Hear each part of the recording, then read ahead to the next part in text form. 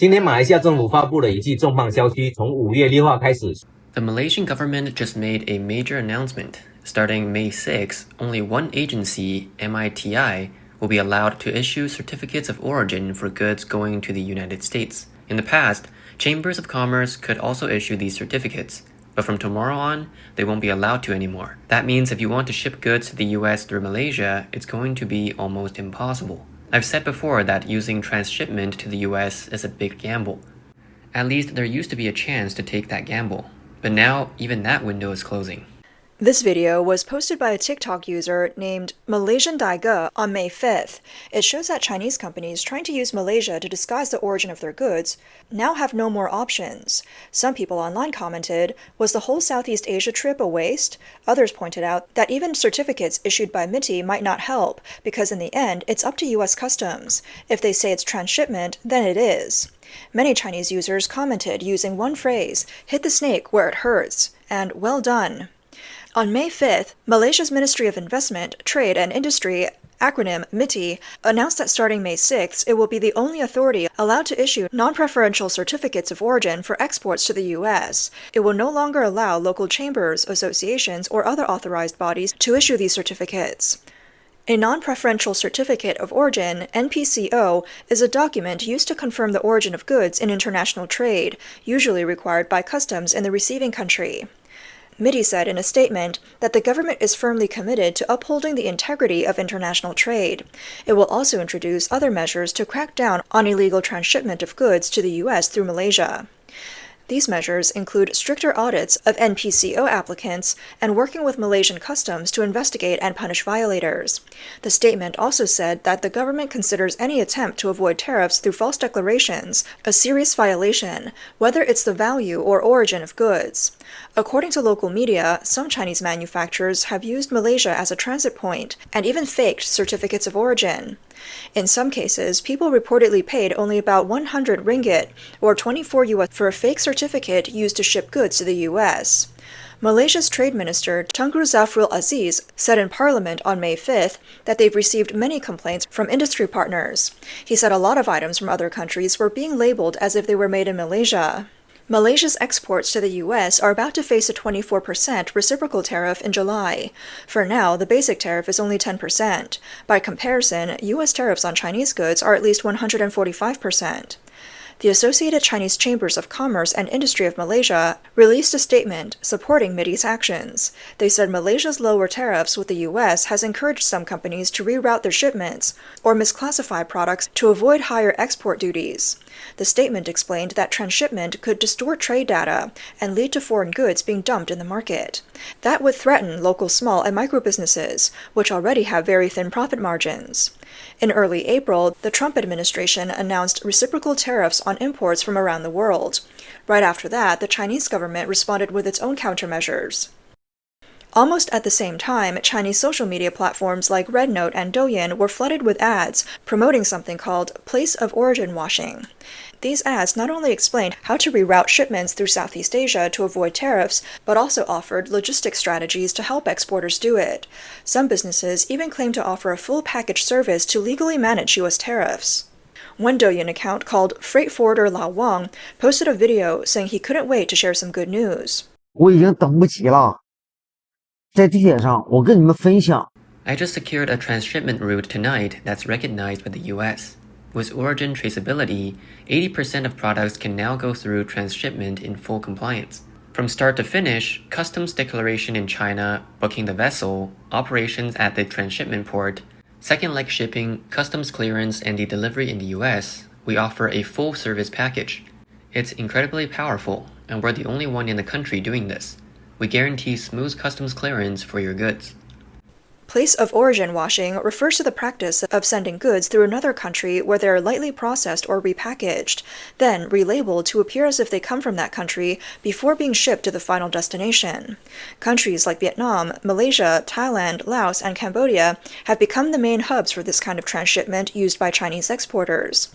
Another Douyin account called Jingwei Consolidated Logistics helps Chinese companies with place of origin washing. In one of their videos, a speaker says, 目前大量的外贸公司都在布局转口贸易。 Right now, a lot of foreign trade companies are focusing on transshipment. This is the industry trend, and the key is finding a reliable and professional logistics partner. This company claims its team can tailor a transshipment plan based on product characteristics and choose the best country for the process. They say they have strong connections at key ports and can provide valid paperwork that looks legitimate. Their services are marketed as a way to overcome trade barriers like anti-dumping rules. On April 10th, another Douyin account shared a detailed diagram of their competitive transshipment process and said there are always more solutions than problems. On May 5th, the Financial Times reported that an account named Ruby Third Country Transshipment was running ads on RedNote that said, U.S. tariffs on Chinese goods, just send them through Malaysia and turn them into Southeast Asian products. A sales representative from a logistics company told the Financial Times that this kind of transshipment works by sending Chinese goods to a Malaysian port. There, the goods are unloaded, relabeled, and repackaged. Some local factories even help issue new certificates of origin. On May 6th, several Douyin accounts under the name Ruby Third Country Transshipment were still running ads. These ads claimed that they could help exporters ship goods to countries like Malaysia and get new certificates of origin before selling them to the U.S. But it seems these accounts hadn't realized Malaysia had just introduced new rules that shut the door on this kind of trade. Sarah Oh, a sales representative from a lighting export company in Zhongshan, Guangdong, shared some inside knowledge about how place of origin washing works. She said, tariffs are way too high, but we can first sell the products to a neighboring country, then have that country resell them to the U.S. That way, the tariffs are lower. According to her, like many other Chinese manufacturers, her company uses the FOB, free on board model. Once the goods leave the port, the buyer takes on the responsibility. This setup helps reduce the legal risk for exporters. Under U.S. trade law, for a product to qualify as coming from a certain country and get that country's tariff rate, it must undergo substantial transformation, such as major processing that significantly increases its value. Some Chinese exporters are also using another trick. They mix expensive and cheap items together in the same shipment and then report the average cost. This lowers the declared value and helps reduce import duties. A Taiwanese businessperson who spoke anonymously on May 6 said the recent spike in origin washing and transshipment ads came after President Trump announced new tariffs up to 145% on Chinese goods, and in some cases even 245%. The U.S. gave over 70 countries a 90-day grace period. During this time, many Southeast Asian countries and Taiwan only face a 10% tariff when exporting to the U.S. That's much lower than what China faces. So, a lot of Chinese exporters are rushing to move their goods by land or sea to a third country. Some even bribe customs officials, use black market shipping containers, or go through unofficial channels to get around the rules. The Taiwanese businessman explained, Vietnam and Laos both share land borders with China. Most goods are smuggled into Vietnam. Then, companies there find ways to work with customs officials to issue new certificates of origin. Labels are switched, made in Vietnam or made in Laos, and the goods are shipped out with local paperwork. That gets them the 10% tariff rate. Many importers in Malaysia also bring goods in from China this way, half legally, smuggled. He added, to get goods into the U.S., Chinese companies are trying to push everything out quickly during this 90-day window. If they wait too long and the goods stay in China, they won't be able to sell them anymore. No one will want them. He also said that in the early days of product origin washing, it was just about switching labels. Back then, semi-finished products would be brought into Vietnam under a 9-month tax-free temporary import rule. Businesses would assemble the final products and ship them out within that time frame to avoid paying tariffs. About 6 years ago, when the U.S.-China trade war began, a rule was put in place stating that at least 60% of a product had to be made in Vietnam in order to carry a Made in Vietnam label. Now, the rules are even stricter. In the future, even semi-finished goods may face high tariffs. To align with the U.S.'s reciprocal tariffs, some factories in southern Vietnam are expanding their investment to produce goods that are 100% made in Vietnam. Taiwanese businessman Li Mengchu pointed out that manufacturers whose main market is the U.S. must find a way to survive. He said that a 60% tariff is nearly the same as a trade ban. To sell to the U.S., exporters must either have massive demand or find a transshipment point. This has led to the rise of freight forwarders who can handle customs documents and certificates of origin, with service fees now skyrocketing. Some of these agents even switch containers completely. When goods are sent to Malaysia, for example, the items are reloaded into new containers. Li Mengchu pointed out that Chinese products are being rerouted through third countries to reach the U.S. as a way to survive. Southeast Asia is a popular route because of its short shipping distance. He said this kind of place of origin washing has been going on for years, but now the U.S. is using reciprocal tariffs to block these tactics, and stricter enforcement is expected. Countries involved in the transshipment process are also tightening their rules to avoid creating complications in trade negotiations with the U.S. Speaking about the transshipment services advertised on Douyin and RedNote, which claim to be compliant with regulations, Li said exporters won't risk losing business and will take risks unless there's a strict punishment. He added that enforcing those punishments is up to local governments, because the U.S. can't itself crack down on foreign freight companies. The ongoing attempts by Chinese exporters to skirt U.S. tariffs has alarmed American business partners. According to Financial Times, a senior executive at one of Amazon's top 10 third-party sellers said they had already discovered cases where the origin of goods was misrepresented, putting those shipments at risk of being seized by U.S. Customs. This executive said they refused offers from Chinese suppliers who suggested registering themselves as the official importer of record in the U.S. These suppliers also tried to push for paying duties based on manufacturing costs, which are lower than the retail purchase price. U.S. partners are also concerned that suppliers may be underreporting the value of goods. In fact, some of China's neighboring countries have already noticed a sharp increase in shipments from China. Fearing that they might become hubs for origin washing and risk upsetting the U.S., several countries announced stricter trade fraud prevention measures as early as April. Last month, South Korea's customs agency reported uncovering $21 million worth of foreign goods with falsified origin labels during the first quarter of this year. Most of these goods came from China and were headed for the U.S. Vietnam's Ministry of Industry and Trade asked trade associations, exporters, and manufacturers to tighten inspections of raw materials and imports to prevent issuing fake certificates. Thailand's Foreign Trade Department also announced new efforts to crack down on fraudulent labeling.